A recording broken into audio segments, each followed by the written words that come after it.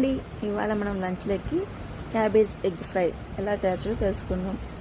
ముందుగా మనం క్యాబేజ్ ముక్కల్ని కట్ చేసుకొని పక్కన పెట్టుకోవాలి. ఇప్పుడు స్టవ్ మీద ప్యాన్ పెట్టి అందులో నూనె వేసి బాగా నూనె కాగిన తర్వాత ఉల్లిపాయ ముక్కలు, ఆవాలు, 3 పచ్చిమిరపకాయలు కట్ చేసి వేసుకోవాలండి. ఒకసారి వీటన్నిటిని బాగా వేగిన తర్వాత ఇందులో మనం ముందుగా కట్ చేసినటువంటి క్యాబేజ్ అంతటిని వేసుకోవాలి. చిన్న చిన్నగా కట్ చేసుకోవాలి.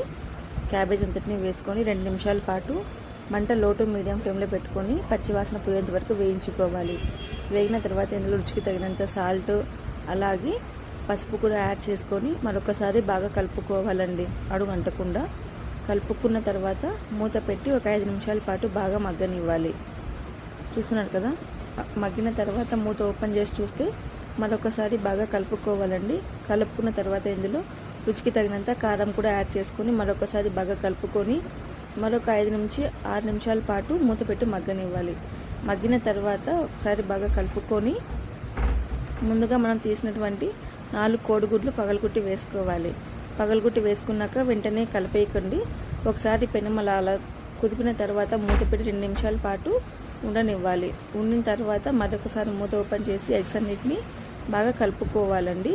కలుపుకున్నాక ఒక 5 నిమిషాల పాటు పచ్చివాసన పోయేంత వరకు వేగనివ్వాలి. వేగిన తర్వాత ఇందులో 1 స్పూన్ వరకు గరం మసాలా యాడ్ చేసుకోవాలి. గరం మసాలా వేసుకొని మరొకసారి బాగా కలుపుకొని లాస్ట్లో ఫైనల్గా కొత్తిమీర వేసుకొని సర్వ్ చేసుకుంటే ఎంతో టేస్టీగా ఉన్నటువంటి క్యాబేజీ ఎగ్ కర్రీ రెడీ. దీనిని చపాతీలకు కానీ అన్నంలోకి కానీ తీసుకోవచ్చు.